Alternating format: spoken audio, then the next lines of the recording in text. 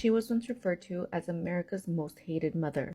In this photo is a woman named Susan Smith, and what she did will leave you in absolute tears. So in 1994, Susan was married to this man here, and his name was David. And together the couple had two beautiful little boys, Michael and Alexander. Now one day in 1994, Susan called the authorities saying that someone had carjacked her vehicle while her two boys were still inside the car. All she was able to tell authorities at the time is that it was an African American male, which led to a huge manhunt all over the area. Police were looking absolutely everywhere for these two little boys, knocking on door to door. Both Susan and her husband appeared on multiple news outlets begging for whoever had taken their two boys to bring them back safely. But just 9 days later, the absolutely horrifying truth would come out of Susan's mouth. She ends up confessing, saying that there was never any carjacking involved and that she had made up the entire thing. But it gets worse.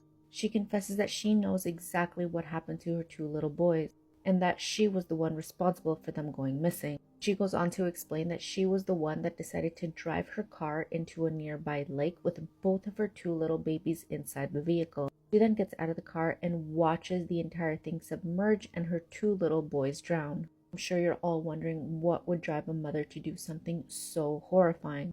Well, apparently, according to Susan, she was having an affair with a very wealthy man. And this man had told her that he did not want to continue a relationship with her because of her children. And so according to Susan, I guess the only reasonable thing she thought to do was to take the lives of her children, which is absolutely insane. She actually did want to leave her relationship with her husband. There were so many other alternatives she could have taken.